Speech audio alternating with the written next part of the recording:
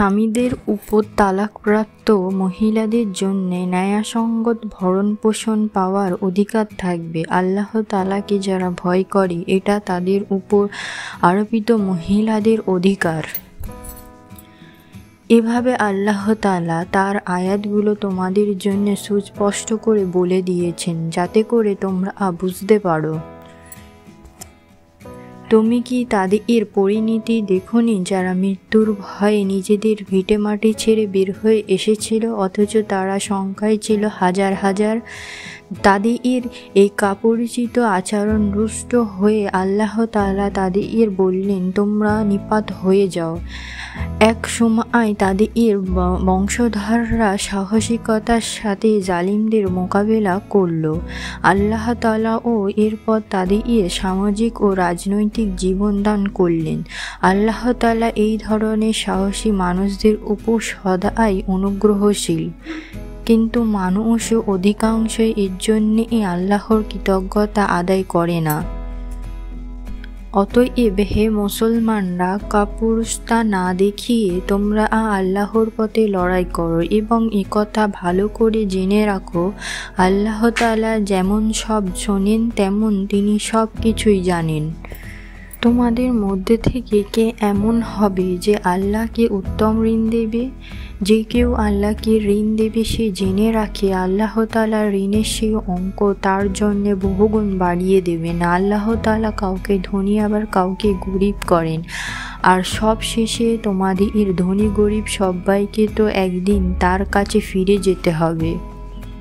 তুমি কি বনী ইসরাইল দলের কতিপয় নেতার সম্পর্কে চিন্তা করোনি, যখন তারা মুসার আগমনের পরে নবীর কাছে বলেছিল, আমাদের জন্য একজন বাদশাহ ঠিক করে দাও, যেন তার সাথে আমরা আল্লাহর পথে লড়াই করতে পারি। আল্লাহর সেই নবী তাদের বলল, তোমাদের অবস্থা আগের লোকেদের মতো এমন হবে না তো যে আল্লাহ তোমাদেরকে লড়াইয়ের আদেশ দেবে এবং তোমরা লড়াই করবে না? তারা বলল, আমরা কেন আল্লাহর পথে লড়ব না? আমাদের নিজেদের ঘরবাড়ি থেকে আমাদের বের করে দেওয়া হচ্ছে আমাদের ছেলেপুলেদেরও। অতঃপর যখন সত্য সত্য তাদের আল্লাহর পক্ষ থেকে যুদ্ধের আদেশ দেওয়া হলো, তখন তাদের মধ্যে থেকে কতিপয় সাহসী বান্দা ছাড়া অধিকাংশ ময়দান ছেড়ে পালিয়ে গিয়েছে। আসলে আল্লাহ তাআলা জালিমদের ভালো করেই জানেন।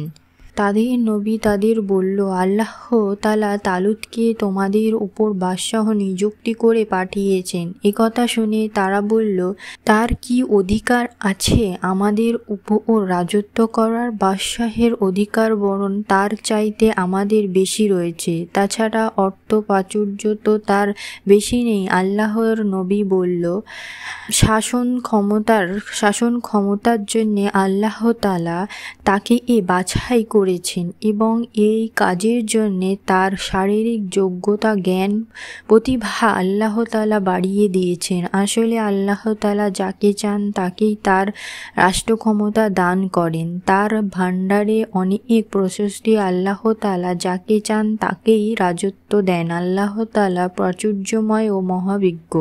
তাদের নবী তাদের আরও বলল, আল্লাহ তাআলা যাকে পাঠিয়েছেন তার বাদশাহের অবশ্যই একটা চিহ্ন থাকবে এবং তা হচ্ছে সেই তোমাদের সামনে হারানো সিন্দুকটি এনে হাজির করবে। এতে তোমাদের জন্য আল্লাহর পক্ষ থেকে সান্ত্বনা ও প্রশস্তির বিষয় থাকবে।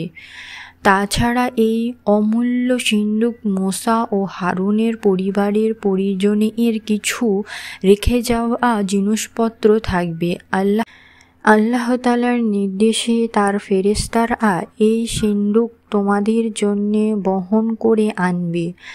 যদি তোমরা বিশ্বাস স্থাপন করো তাহলে তোমরা দেখবে এই সব কিছুতেই তোমাদের জন্য এক ধরনের নির্দেশনা রয়েছে। রাজত্ব পেয়ে তালুত যখন নিজের বাহিনী নিয়ে এগিয়ে গেল, তখন সে তা আর লোকেদের বলল, আল্লাহ তাআলা একটি নদীর পানি দিয়ে তোমাদের পরীক্ষা করবেন। যদি তোমাদের মধ্যে কেউ এই পানি পান করে তাহলে সে আর আমার দলভুক্ত থাকবে না, আর যে ব্যক্তি তা খাবে না সে অবশ্যই আমার দলভুক্ত থাকবে। তবে কেউ যদি তার হাত দিয়ে সামান্য এক আজলা পানি খেয়ে নেয় তা ভিন্ন কথা। অতঃপর সেখানে গিয়ে হাতে গোনা কয়েকজন লোক ছাড়া আর সবাই তৃপ্তি ভরে পানি পান করে নিল। এই কয়েকজন লোক যারা তার কথার তার সাথে ঈমান এনেছিল তারা এবং তালুত যখন নদী পার হয়ে এগিয়ে গেল, তখন তারা নিজেদের দীনতা দেখিয়ে বলে উঠল, হে আল্লাহ, আজ জালুত এবং তার বিশাল বাহিনীর মোকাবিলার করার শক্তি আমাদের নেই। এই সময় তাদের সাহসী বন্ধুরা যারা জানত তাদের আল্লাহর সামনে হাজির হতে হবে, তারা বলল, ইতিহাসে এমন অনেকবার দেখা গিয়েছে আল্লাহর সাহায্যে নিয়ে একটা ক্ষুদ্র দল ও বিশাল বাহিনীর উপর জয়ী করেছেন, কেননা আল্লাহ তাআলার ধৈর্যশীলদের সাথেই থাকেন। তারপর যখন তারা সেনা নিয়ে মোকাবিলা করার জন্যে দাঁড়ালো, তখন তারা আল্লাহর কাছে সাহায্য চেয়ে বলল, হে আমাদের মালিক, তুমি আমাদের সবরে তৌফিক দান করো। দুশমনদের মোকাবিলায় আমাদের কদম অটুল রাখাও এবং অবিশ্বাসী কাফেরদের মোকাবেলায় তুমি আমাদের সাহায্য করো। লড়াইয়ের ময়দানে তারা তাদের পদস্থ ও লাঞ্ছিত করে দিল এবং দাউদ আল্লাহর সাহায্য নিয়ে জালুতকে হত্যা করল। আল্লাহ তাআলা তাকে দুনিয়ার রাজত্ব দান করলেন এবং তাকে রাজক্ষমতা চালানোর কৌশল ও শিক্ষা দেন।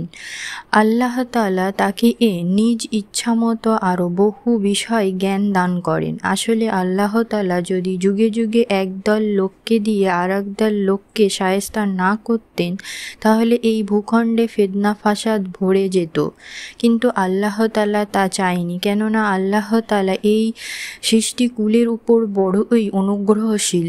এই কিতাব বর্ণিত এই সব ঘটনা হচ্ছে আল্লাহর একটি নিদর্শন মাত্র, যা যথাযথভাবে আমি তোমাদেরকে শুনিয়েছি। আর কোনো ঘটনাই তোমরা তো জানতে না, তুমি অবশ্যই আমার পাঠানো নবী রসুলদের একজন। এই যে নবী রসুলরা রয়েছে এদের কাউকে কারুর উপর আমি বেশি মর্যাদা দান করেছি। এদের মধ্যে এমনও কেউ ছিল যাদের সাথে আল্লাহ তাআলা কথা বলেছেন এবং এদের মাধ্যমে কারুর মর্যাদা তিনি বাড়িয়ে দিয়েছেন। আমি মারিয়ামের ছেলে ঈসাকে কতিপয় উজ্জ্বল নিদর্শন দিয়েছিলাম, অতঃপর পবিত্র রূহ মাধ্যমে তাকে আমি সাহায্য করেছি।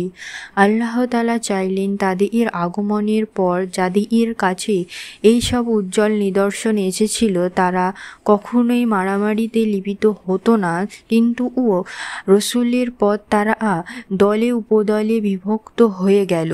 অতঃপর তাদের মধ্যে কিছু লোক ঈমান আনল, আবার তাদের কিছু লোক আল্লাহ তাআলা ও তার নবীকে অস্বীকার করল। অথচ আল্লাহ পাক চাইলেন এরা কেউই যুদ্ধে বিগ্রহ হয়ে লিপ্ত হতো না, কিন্তু আল্লাহ তাআলা তাই করেন যা তিনি ইচ্ছা করেন। হে ঈমানদাররা, তোমরা যারা ঈমান এনেছ, আমার দেওয়া ধনসম্পত্তি থেকে আমার পথে ব্যয় করো সেই দিনের আসার আগে, যেই দিন কোনো রকম বেচাকেনা, বন্ধুত্ব, ভালোবাসা থাকবে না কোনো রকম সুপারিশ। এই দিন অস্বীকারীরাই হচ্ছে জালিম। মহান আল্লাহ তাআলা, তিনি ছাড়া দ্বিতীয় কোনো ইলাহা নেই। তিনি চিরঞ্জীব, তিনি অনাদি এক সত্তা। ঘুম তো দূরের কথা, সামান্য তন্দ্র তাকে আচ্ছন্ন করে না। আসমান সমূহ ও জমিনে যা কিছু আছে তার সব কিছুই একাচ্ছন্নর মালিকানা তার। কে এমন আছে যে তার দরবারে বিনা অনুমতি কিছু সুপারিশ পেশ করবে?